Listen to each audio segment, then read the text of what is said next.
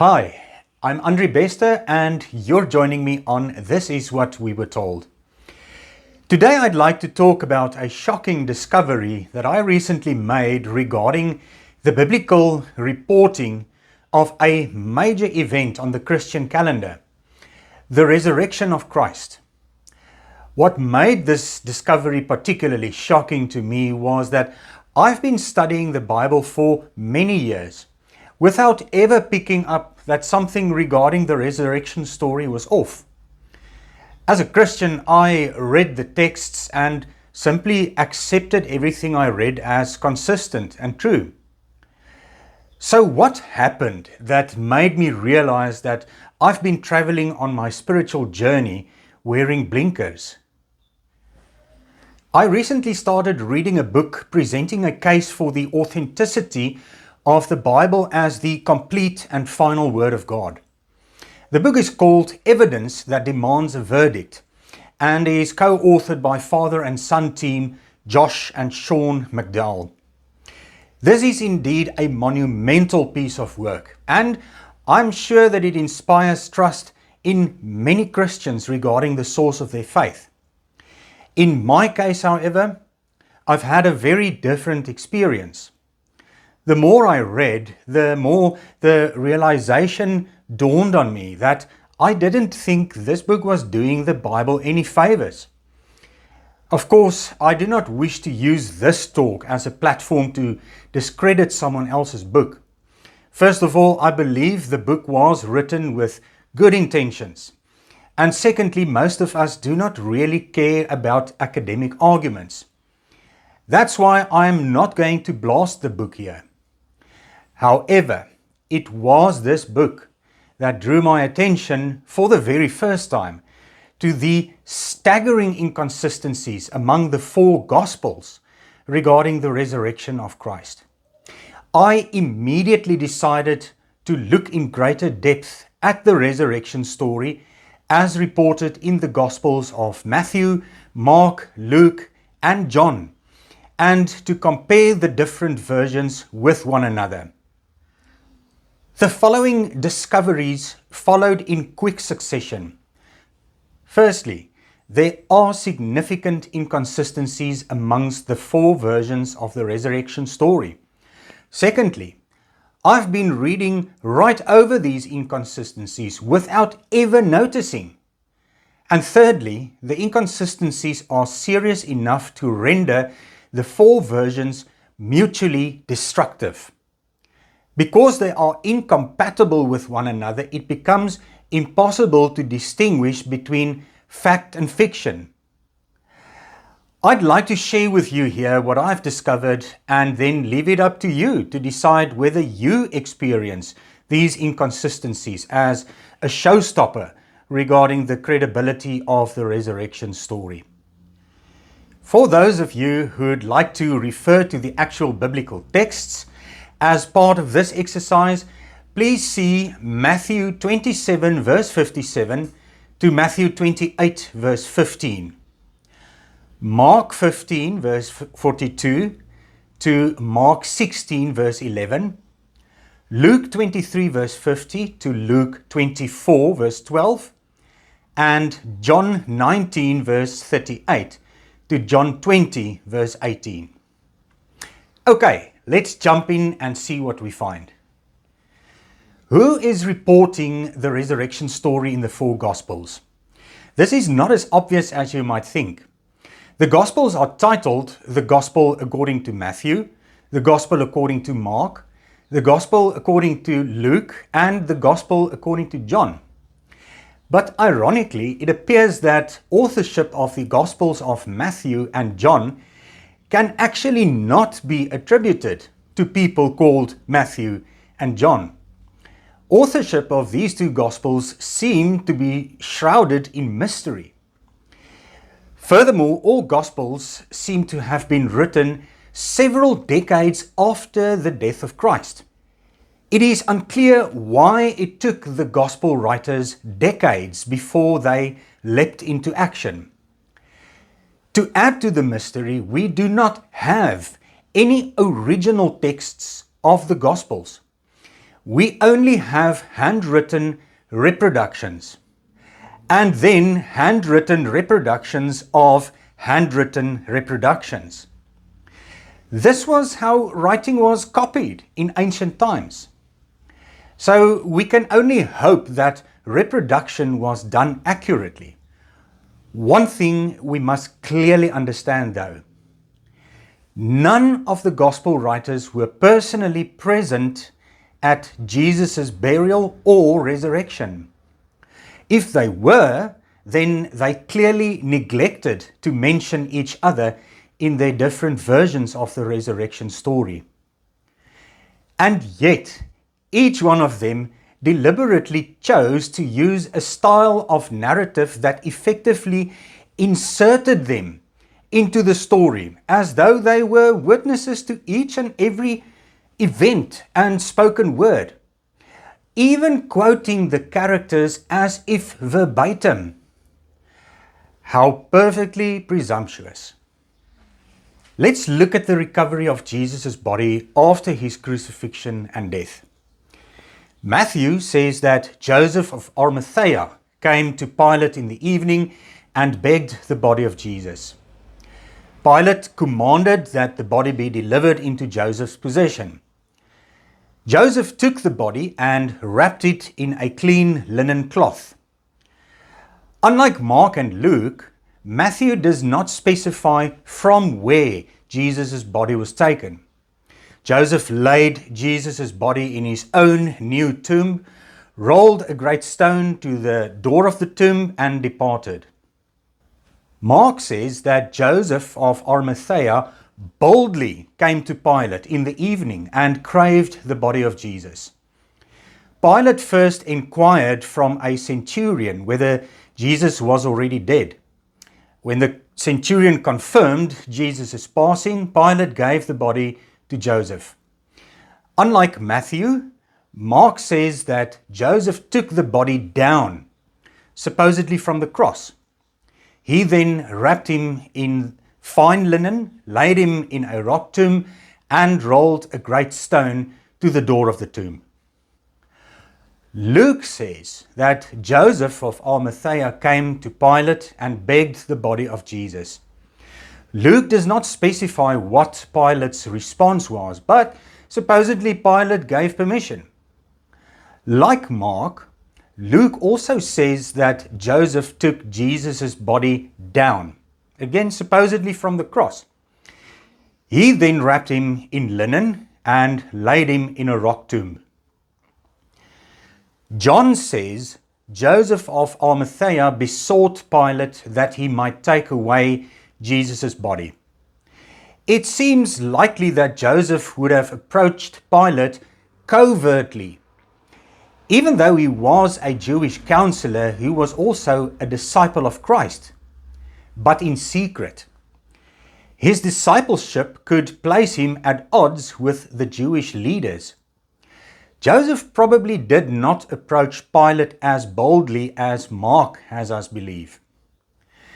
Pilate gave Joseph leave to have Jesus' body. Like Matthew, John also does not specify from where Jesus' body was taken. But he does provide us with an interesting fact that none of the other gospel writers mention. Joseph was not alone when he collected Jesus' body. He was accompanied by Nicodemus.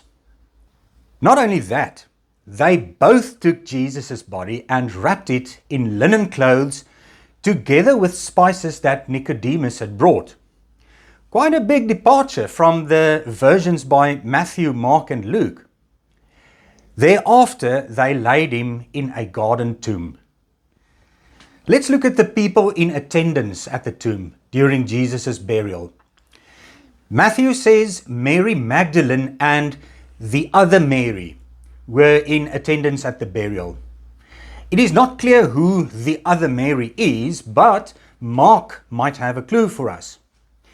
Mark says Mary Magdalene and Mary, the mother of Joseph, were in attendance at the burial. Luke does not bother to mention any of the attendees by name. He simply refers to the women who came with Jesus from Galilee. This is very noteworthy. Luke is the only gospel writer who emphasizes in the introduction to his version of the gospel that he conducted careful investigation of everything from the beginning before he committed his account to writing. It seems Luke was intent on having his facts spot on. If so, then why was he not specific about the people in attendance at the tomb? Or is it rather a matter that there were several other women present, but Matthew's and Mark's sources were not as complete as Luke's? Who knows? John brings yet another flavor to the story.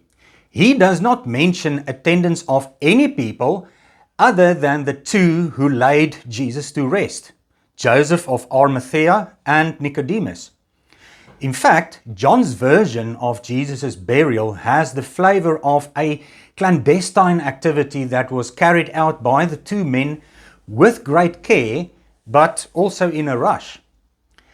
Admittedly, it is clear enough from John's version that Jesus' friends knew where to find his tomb, but this doesn't mean that they knew because they attended the burial.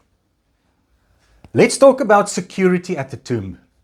Matthew is the only gospel writer who makes mention of the fact that Pilate made a detachment of guards available to seal Jesus' tomb and guard it. And these guards remained there on duty up to the moment that the tomb was opened, supposedly by a supernatural event.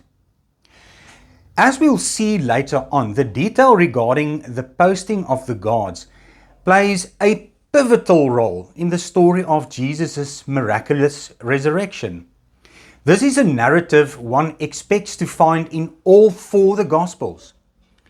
It is therefore highly unusual and surprising that none of the other Gospel writers mentioned this critically important detail, particularly Luke, who supposedly did so much factual research before writing his account. How did Matthew know about this, but Luke apparently not? The failure to mention this detail is not a mere oversight on the part of Mark, Luke, and John. This is significant to amount to a contradiction. Let's look at the people visiting the tomb on the Sunday morning after the Sabbath. Matthew says Mary Magdalene and the other Mary came at dawn to see the tomb. Remember now, we said the other Mary is probably Mary, the mother of Joseph. Mark tells us that Mary Magdalene and Mary, the mother of James and Salome, came at the rising of the sun to come and anoint Jesus' body. Now hang on, it seems we now have a confusion of Marys here. So which version is the correct now? Matthew's or Mark's? But what is also noteworthy is that Mary Magdalene and Mary, mother of James and Salome, are concerned that there will not be anybody who will roll the stone in front of the tomb away for them. If it is true that Jesus' tomb was sealed and guarded, as Matthew tells us, should they not have known that it would be impossible to have access to the tomb? I mean, they were probably not there when the tomb was sealed and placed under guard, but I'm pretty sure word would have traveled that the tomb was off limits. I don't think they should even be having this concern. Luke again takes the route of vagueness by simply saying that they and the others with them came very early in the morning, supposedly to anoint Jesus' body. We can perhaps try to guess who the people are to whom Luke refers, but what we do not expect is this level of vagueness coming from someone who lays claim to the thoroughness with which he conducted his research. Here again, we have to wonder what made these people think that they would be able to access Jesus' tomb. Did they really not know that the tomb was sealed off and guarded?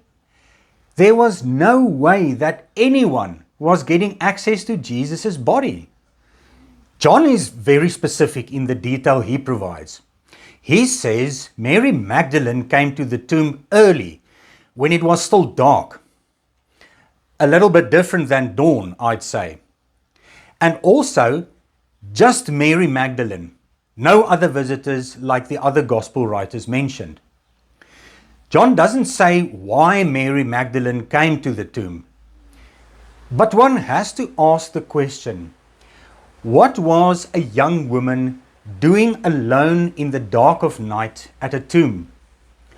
What is the likelihood that a woman will go out in the dark of night alone to visit a tomb? In my view, unlikely. Besides, how would John know that she was alone? He wasn't even there to see for himself. Something is just off in this picture. So, we end up with each gospel writer offering a different version of the identities of the visitors at the tomb on the Sunday morning after the Sabbath. What did the visitors see and experience at the tomb on that Sunday morning? This is where things really start getting totally confusing and conflicting. Matthew tells us that as Mary Magdalene and the other Mary approached the tomb, they witnessed a great earthquake and an angel descending from heaven, rolling the stone away and sitting atop it. Apparently, they also witnessed the detachment of guards, freezing in fear. Now, let's not beat about the bush here. A great earthquake and an angel descending from heaven and rolling a great stone away is not an everyday event. This is big news. And yet, not one of the other gospel writers mentions any word of this event. Friends, this is more than just an oversight. This is a major contradiction. What supernatural apparition did the visitors see at the tomb? As already mentioned, Matthew tells us that Mary Magdalene and the other Mary witnessed a great earthquake and then saw an angel descending from heaven, rolling the stone away from the entrance to the tomb and sitting atop it. Mark only tells us that Mary Magdalene and Mary, the mother of James and Salome, arrived at the tomb and discovered the stone rolled away from the entrance. When they entered the tomb, they found a young man inside, sitting on the right. Mark doesn't say, but supposedly this young man was an angel. Luke, on the other hand, tells us that they and the others with them, this nebulous, unidentified group of visitors, arrived at the tomb and discovered the stone rolled away. When they entered the tomb, they noticed that Jesus' body wasn't there. Suddenly, they saw two men in shining garments standing by them. John says that when Mary Magdalene arrived at the tomb, she discovered that the stone was rolled away. She immediately ran back to tell Peter and the disciple whom Jesus loved, supposedly the disciple John, that the tomb was open and that Jesus' body had been moved to an unknown location. There is no indication that on this occasion Mary Magdalene saw any supernatural apparition.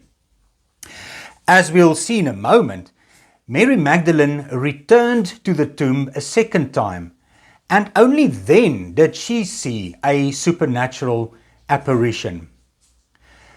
So, from an angel outside the tomb, sitting atop the stone, to a young man sitting inside the tomb, to two men standing inside the tomb, to nothing at first. 4 mutually destructive versions.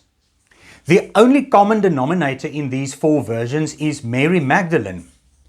So what exactly was it that she saw? It could not have been all 4 these versions because we can clearly see they contradict one another. Okay, so let's just complete John's testimony on what exactly Mary Magdalene did see. The first time she went to the tomb, it was still dark. She was alone.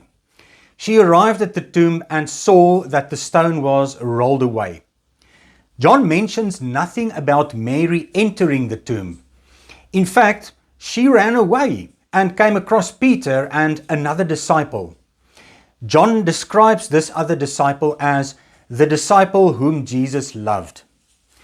It seems many biblical scholars believe this disciple to have been John.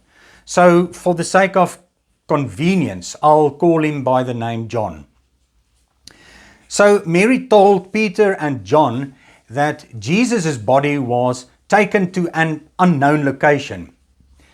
How she knew this without having been inside the tomb is completely mystifying. Be that as it may, Peter and John immediately rushed to the tomb to investigate. John outran Peter and arrived at the tomb first.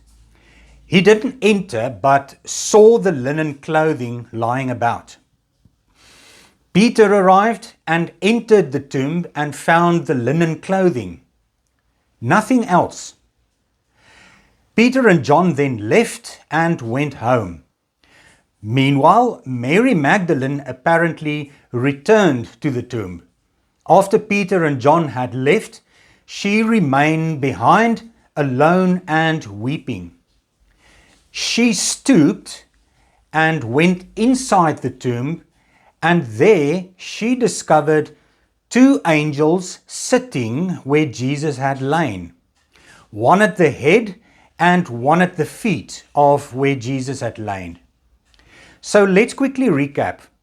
One angel sitting outside the tomb atop the stone, one young man sitting inside the tomb on the right, 2 men in shining garments standing inside the tomb, nothing, and then later on 2 angels sitting at the head and feet of where Jesus had lain. Each of the 4 gospel writers insists that his own version was what Mary Magdalene saw at the tomb. But this is only part of the problem.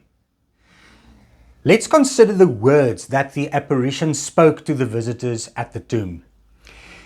Matthew says the angel reassured Mary Magdalene and the other Mary not to be fearful. The angel said he knew that they were looking for Jesus, but that he had risen as he said he would, and that he wasn't there. The angel even encouraged them to see where Jesus had lain. The angel told the 2 Marys to go quickly and to tell the disciples that Jesus had risen and that he went ahead of them to Galilee. They were to tell the disciples that they would see Jesus in Galilee. Mark's version is similar to Matthew's, but with the obvious difference that in Mark's version, Mary Magdalene is accompanied by a different Mary than in Matthew's version. Mark says that the young man inside the tomb comforted Mary Magdalene and Mary, mother of James and Salome. The young man said that they were looking for Jesus of Nazareth, but that he had risen and that he wasn't there. He even drew their attention to where Jesus had lain. The young man told the 2 Marys to go and tell the disciples and Peter that Jesus went ahead of them to Galilee. They were to tell them that they would see Jesus in Galilee. This instruction is strange in the way in which the young man seemingly separates Peter from the group of disciples. Go and tell the disciples and Peter. Strange. After all, Peter was also a disciple. Luke tells us that the two men inside the tomb asked the women why they were looking for the living amongst the dead. The two men told them that Jesus wasn't there, but that he had risen. They reminded the women about Jesus' own words about his impending crucifixion and resurrection. But then Luke surprises us yet again. According to Matthew and Mark, the apparition had some instruction for the visitors at the tomb. Go and tell the disciples. Luke, in contrast, mentions no such instructions. Why not? After all, Luke is the man who supposedly conducted careful research of all the events that played out around Jesus. John's version is, of course, completely unique in that Mary Magdalene was alone when she saw the two angels. On top of that, the two angels only appeared to her when she was at the tomb the second time that Sunday morning. According to John, the two angels asked Mary Magdalene why she was weeping. She responded that somebody had taken Jesus' body and that she didn't know where it was. And that was it as far as words from the angels is concerned. In John, as in Luke, there is no go and tell the disciples instruction from the angels. But at least there seems to be a plausible reason why the John version does not include any such instructions. As we'll see in a moment or two, it appears that Mary Magdalene's interaction with the angels was cut short by the appearance of Jesus himself. Let's look at how the Sunday morning visitors at the tomb responded to the angel's words. Matthew tells us that Mary Magdalene and the other Mary departed quickly from the tomb with great fear and joy, and they ran to bring the disciples word. Mark, on the other hand, tells us that Mary Magdalene and Mary, mother of James and Salome, fled from the tomb, trembling and amazed. They did not mention anything to anybody, for they were afraid. As we've now already seen, Luke makes no mention of any message given by the apparitions in his version. However, he does tell us that the women who visited at the tomb returned and reported the events they witnessed to the 11. Supposedly, the 11 refers to the 11 disciples remaining after Judas Iscariot's death. Now, very interestingly, the women who made this report were Mary Magdalene, Joanna, and Mary, mother of James. Mary Magdalene is the only name that consistently appears in the versions of Matthew, Mark, and Luke. The rest of the names seem to differ from story to story. We already know from John's version that the angels did not give Mary Magdalene any message to convey. However, this does not mean that Mary Magdalene did not receive any message at all. She did, in fact, receive a message to convey, according to John. A message resembling the go and tell message given by the angel in Matthew and Mark. But in John, this message was not given by an angel. It was given to her by Jesus himself. Furthermore, as we'll see shortly, this message was fundamentally different from the message in Matthew and Mark. None of the other gospel writers tells us of Jesus giving any message or instructions to Mary Magdalene or any other visitor at the tomb. For the sake of completeness, let's just have a quick look at precisely what the message was that the visitors at the tomb received that Sunday morning. According to Matthew, the angel said to Mary Magdalene and the other Mary to go and tell the disciples that Jesus had risen, that he went ahead of them to Galilee, and that they would see him there. According to Mark, the young man said to Mary Magdalene and Mary, mother of James and Salome, to go tell the disciples and Peter that Jesus went ahead of them to Galilee and that they would see him there. Unlike Matthew, in Mark's version, the young man did not tell the women to tell the disciples that Jesus had risen.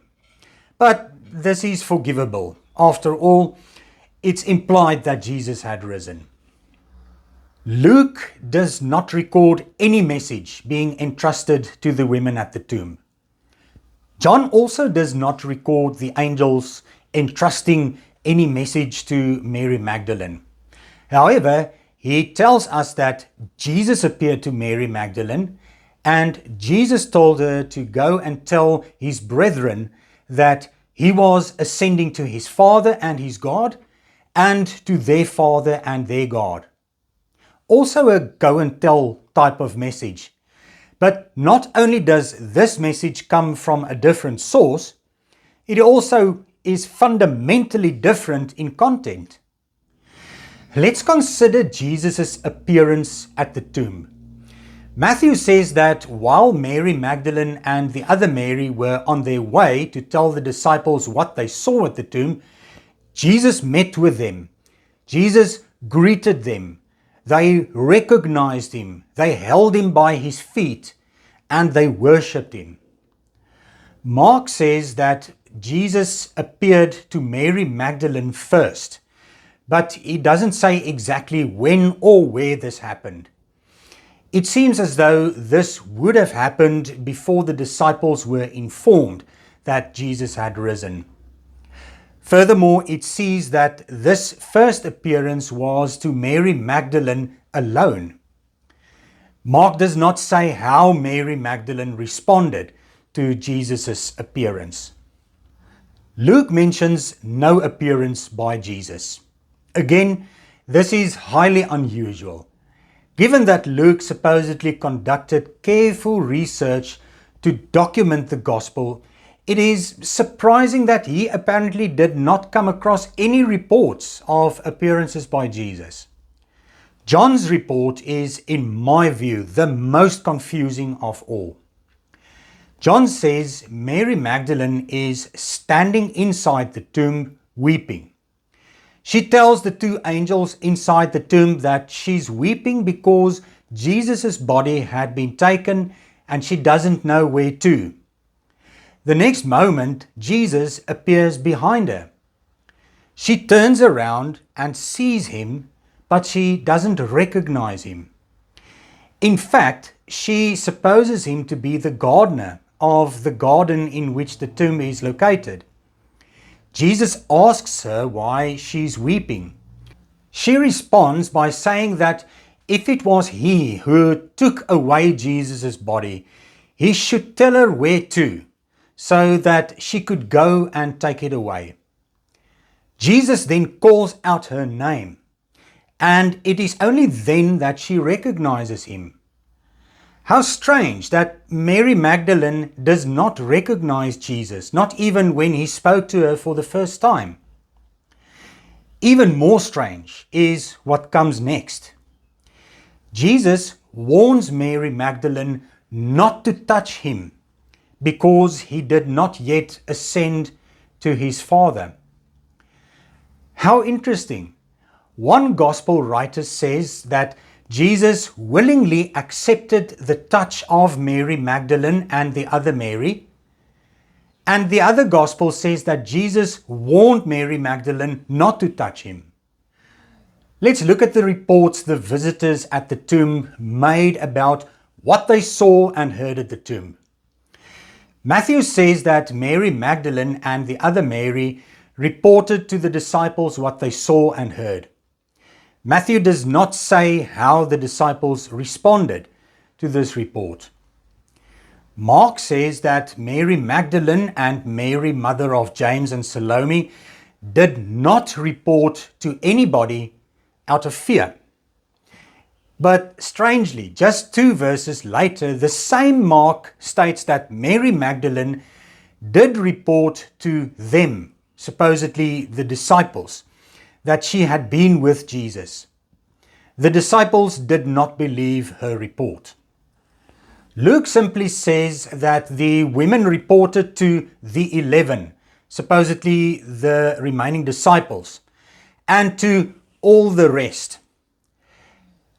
But in the very next verse, Luke states that it was Mary Magdalene, Joanna, and Mary, mother of James, and the other women who were with them, who told the apostles about events at the tomb. Interestingly, only Luke refers to the disciples here as apostles, even though they have not yet been given their Great Commission. The other Gospels refer to them as disciples. Luke continues to say that they did not believe the women's report. However, Peter apparently got up and ran to the tomb. Supposedly, he looked inside the tomb and saw the clothes laid by themselves. He then departed, wondering by himself what had happened. John says after her first visit to the tomb, Mary Magdalene ran to Peter and John and reported about the open tomb. Peter and John ran to see for themselves and found the tomb empty. Mary Magdalene followed behind them. She remained behind alone at the tomb after Peter and John had left, and that was when she saw the 2 angels and when Jesus appeared to her. According to John, Jesus gave her a message to convey to his brethren. Mary Magdalene reported to the disciples and conveyed Jesus' message to them. John unfortunately does not mention anything regarding the disciples' response to this message. So, were there male visitors at the tomb? Neither Matthew nor Mark makes any mention of male visitors at the tomb.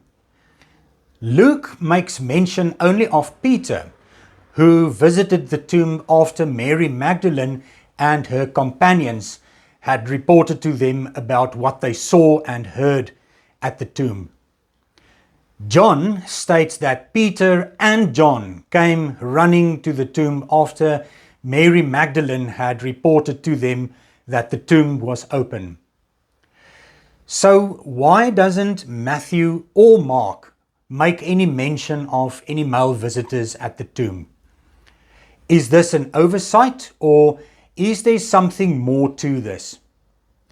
I'm not exactly sure, but it seems to me that Matthew's and Mark's versions of events in any way do not make provision for the possibility that some of Jesus' male companions would have had any reason to visit the tomb.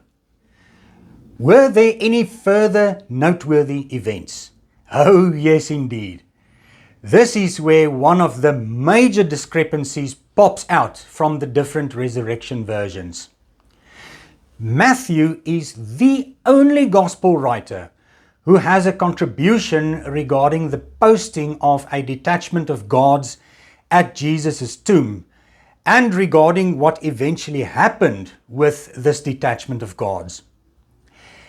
According to Matthew, the guards froze stiff with fright when the earthquake happened and the angel came down to roll the stone away. Only later on, when Mary Magdalene and the other Mary had left the tomb to tell the disciples what they had seen, some of the guards came into the city and reported to the chief priests what they had witnessed.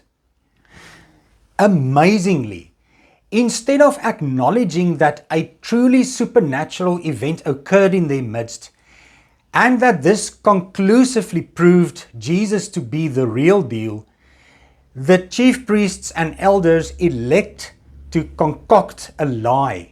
According to Matthew, they chose rather to bribe the guards with money to tell all who cared to listen that Jesus' disciples came to steal his body at night when the guards were asleep. Apparently, the guards were willing to go along with this arrangement. The fact that there was a detachment of guards present who stood by completely helpless as the tomb opened and Jesus rose from the dead is undoubtedly a key narrative in demonstrating supernatural resurrection power. And yet, none of the other gospel writers, not even the meticulous Luke, bothered to include this narrative in their versions. This gap is so significant that it cannot be explained as a mere oversight. This is a contradiction of note. Okay, so how does Christianity go about explaining that these differences are actually not as significant or as serious as we make them out to be? They do this by appealing to neuroscience. They tell us that it is only natural that witnesses to the same event will have different versions of what each of them saw and heard. And at first glance, this appears to be a completely plausible and fair explanation.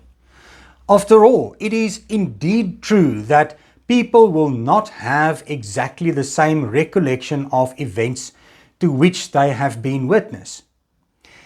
In fact, it is almost inevitable that a variety of factors will cause us to pay more attention to certain things and less to others. So we have to anticipate that there will be slight differences in the recounts of witnesses to the same event. This doesn't mean that those witnesses are willfully deceptive. It is just that each one of them will have stored the information relating to a particular event in the way in which it had the most meaningful impact on them. What is important ultimately is that the collective of the witness statements allows a clear pattern of events to emerge. Fair enough so far. This might indeed explain why the gospel writers' versions differ from one another. The only problem is this: we cannot impose this explanation on the four Gospels. Why not? I see two reasons why not. Firstly, none of the Gospel writers were witness to Jesus' burial or resurrection. Their own accounts are sufficiently mutually destructive to make this self-evident. They weren't there. So you cannot talk about the gospel versions as witness statements. The gospel writers were not witnesses, and accordingly, their versions of events cannot be witness statements. Their reports are, at best, hearsay. In other words, at best, the gospel writers are saying what they heard others saying. And here again, I have to stress that there is no original gospel manuscript in existence. They're all handwritten reproductions, in some cases of other reproductions. The gospel writers cannot be forgiven for differences in their texts because they were not even witnesses to begin with. They had no first-hand experience of events. Secondly, the Bible is presented to us as being God-inspired writing. I understand this to mean, amongst other things, that even though eyewitnesses may have slightly different versions of the same set of events, under true godly inspiration, those differences will be eliminated so that all the inspired writers present only one consistent golden thread of narrative. A work of God-inspired writing has to answer to a higher standard of integrity than what we expect or tolerate from a human source. A work of God-inspired writing does not need to accommodate the imperfections of human perception and memory recall. An almighty, omnipotent, and omniscient God can see to it that whomever is inspired to write, writes a version that is unwaveringly consistent with actual events. Accordingly, a work of God-inspired writing cannot contain obvious contradictions. If the work does present contradictions, then somewhere somebody who contributed to the work has not truly been God-inspired. Friends, these are the observations which I made during my study of the consistency of the four Gospels concerning Jesus' burial and resurrection. The conclusion at which I arrive is that the contradictions and embellishment of facts is too significant to render any of the Gospel versions credible. In fact, the way in which each Gospel writer subtly inserted himself into the storyline to make it appear as though he was personally present to witness each and every event at Jesus' burial and resurrection is highly suspicious and is worthy of skepticism. Friends, on this channel, I talk about issues of faith and religion that seriously challenged and shook my belief in the integrity of the Bible.